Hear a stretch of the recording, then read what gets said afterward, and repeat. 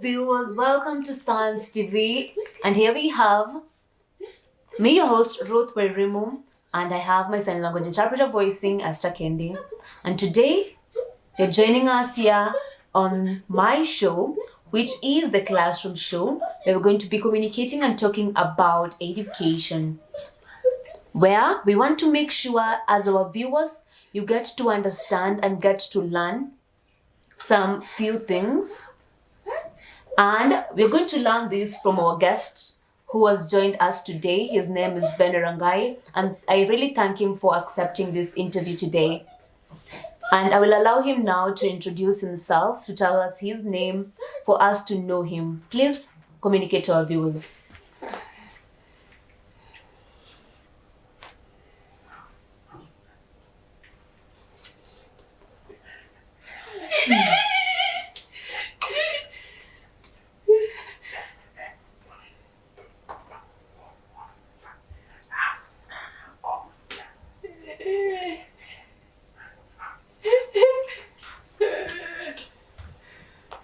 Wow, that is super interesting. As you've seen, this is a sign-in, and then you have to jiggle you have to shake your jaw, showing the sign-in. And I know the sign name has a lot of people. Many people share the same sign name. So at least with the shaking of the lower jaw differentiates our Ben Rangai from the other people who get to share the same name and the same sign name. So thank you for that introduction. So today I want to have this interesting conversation with Ben to tell us his experience from how he has grown from the time he was a very young boy to how he is right now. He can tell us his experience and how his life journey has been. Because I'm sure many people will feel motivated. And sometimes people get to call me and ask me to teach sign language, but sometimes I get to refuse. But today I have a teacher of sign language with me, and we're going to be talking about that and more. So please, let's start by you telling our viewers here at Science TV how you've actually, you tell us about your upbringing and where you went to school. Okay, thank you very much. From when I was growing up, my parents, they born a baby. I was a hearing kid, and then later I developed sickness, and then my parents were worried. They took me to hospital. The hospital, it was checked and found that I had malaria. Then that one made me deaf. My parents were worried. They asked the doctor, now that our child have become deaf, what do we do? But the doctor told us there are a lot of deaf schools. We had Mumias, we had Nyangoma, we had Ngala School for the Deaf. There is a lot of schools for the deaf, Machako School for the deaf. There is a Kuja School for the deaf. There is an Eldoret School for the deaf. There is Kerugoya School for the deaf. There is Dr. Reverend Muhoro School for the deaf. So my parents... It was a relaxation moment that gave them peace.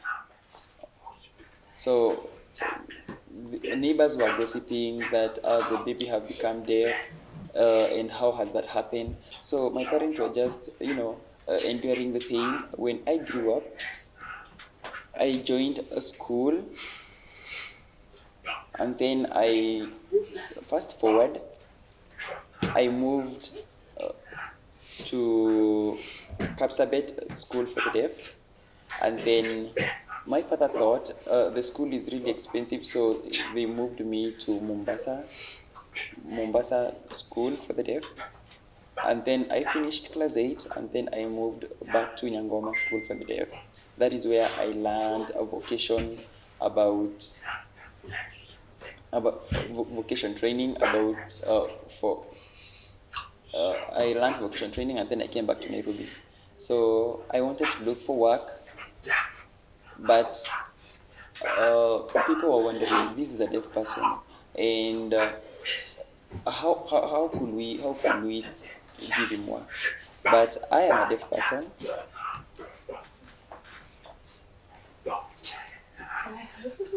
So I was teaching a deaf person blind, and that is how I started teaching sign language, and I have really improved. So fast forward, I'm not really doing teaching sign language alone. I joined drama and acting, comedy, and I always make people laugh and enjoy. So Science TV, I applied and I came here to do acting and drama.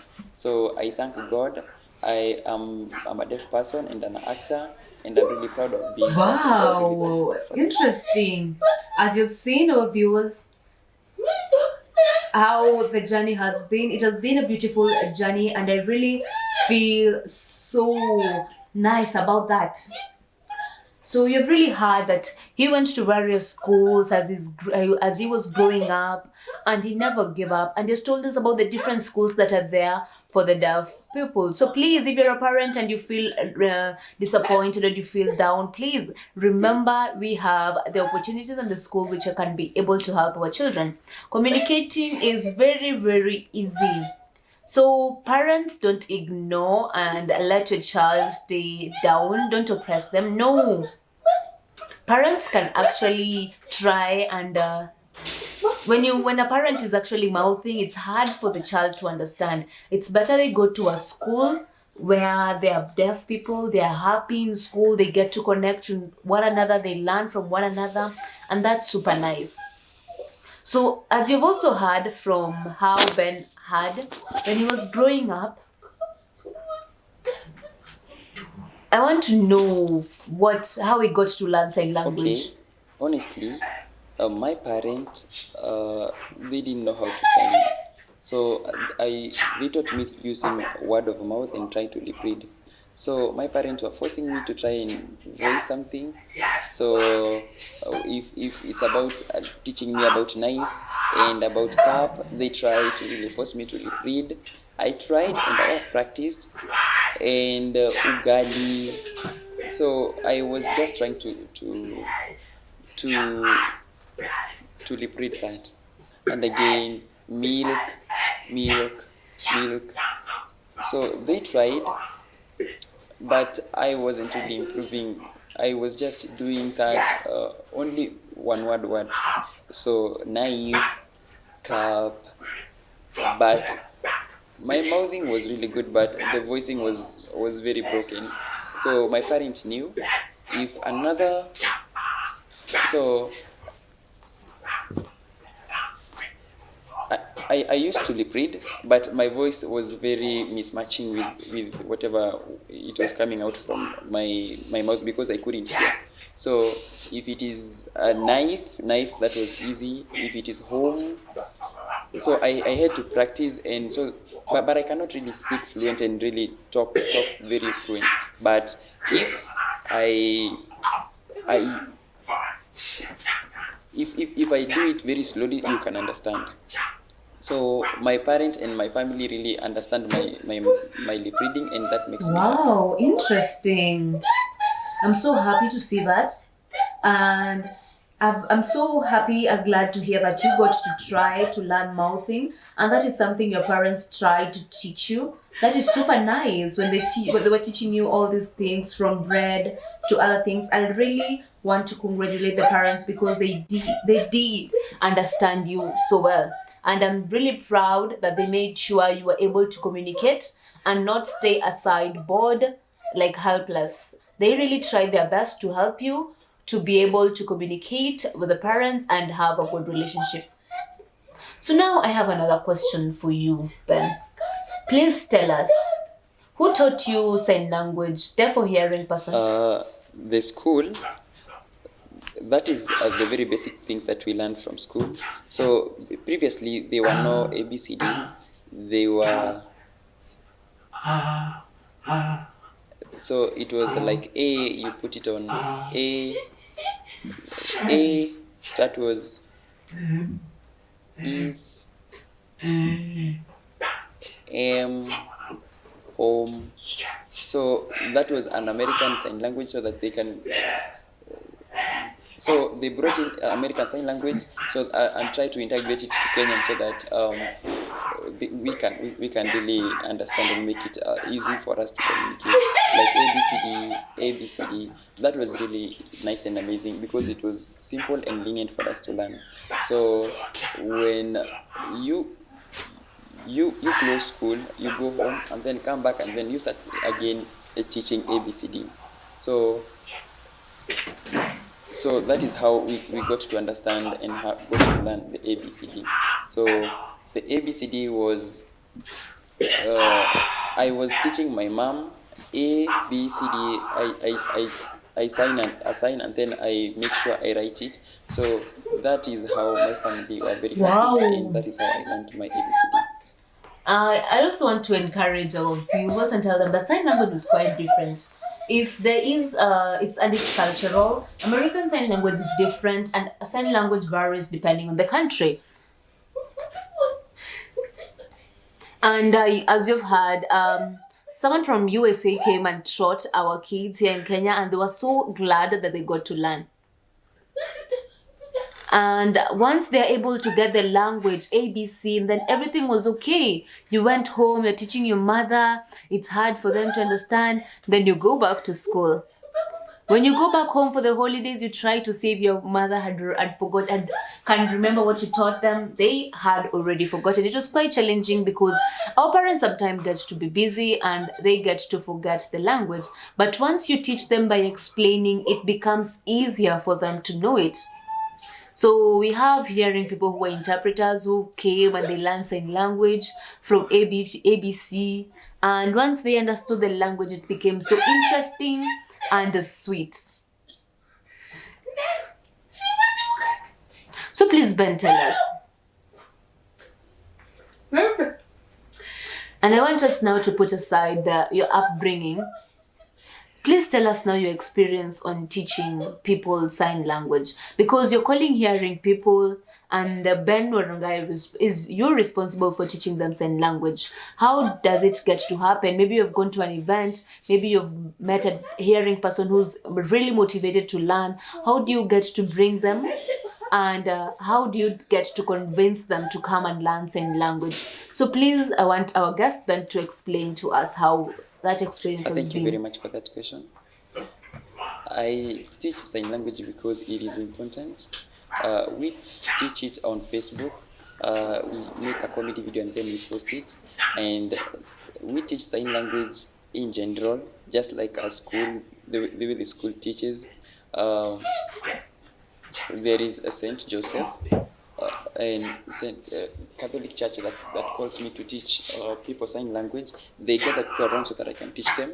We start with the very basic, the alphabet, and then we teach them slowly the A, B, C, D, the meaning of the letter A, the articulation, what is the meaning of letter A, yes, and again B, the reason why it's B,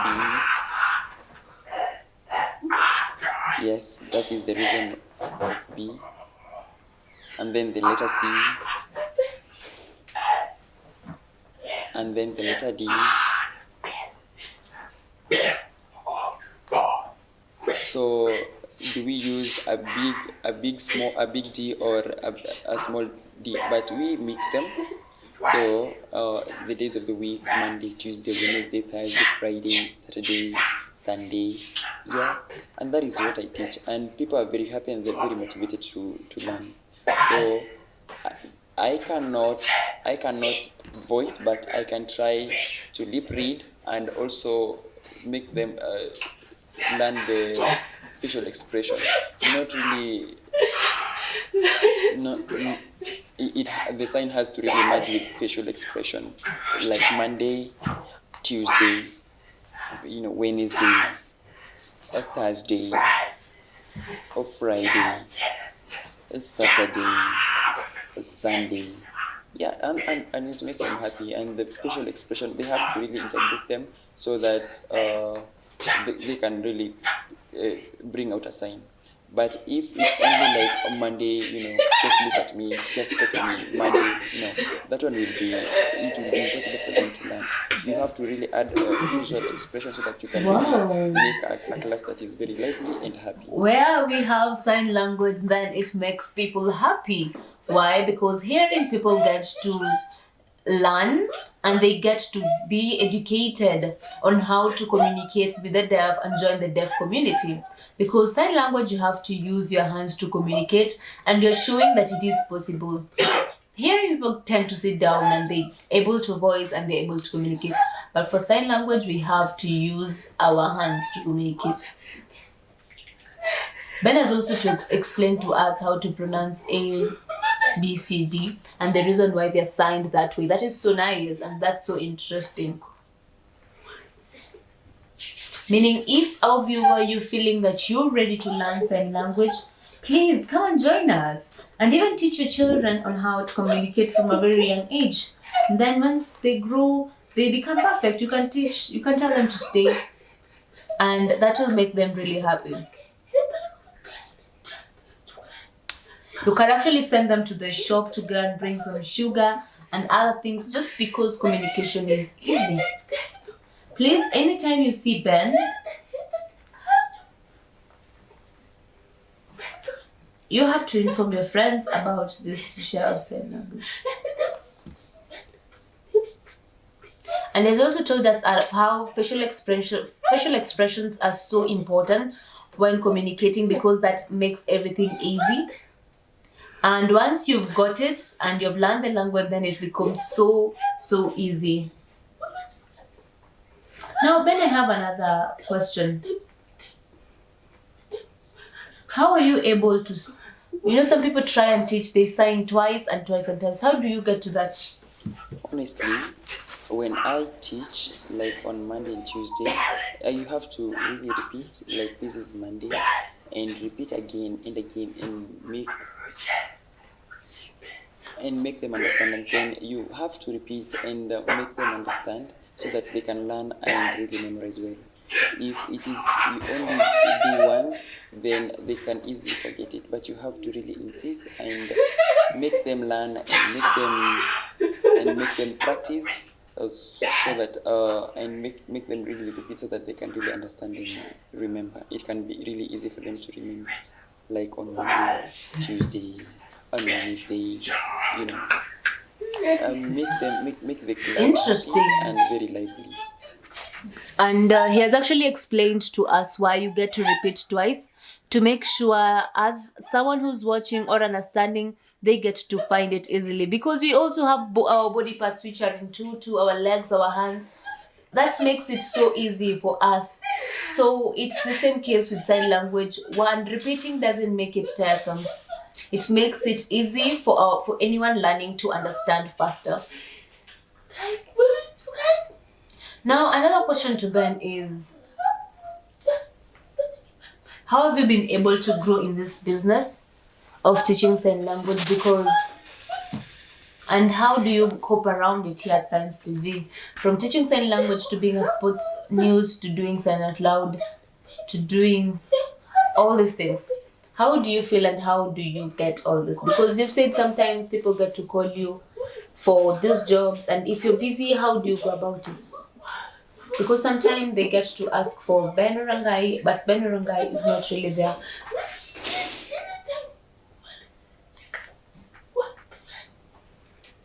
Now, please, you can even get our contact for Ben Werangai if you really want to learn sign language, and you can come to his school and you'll be able to learn sign language, because we have so many deaf people who have, and they will stay with hearing people.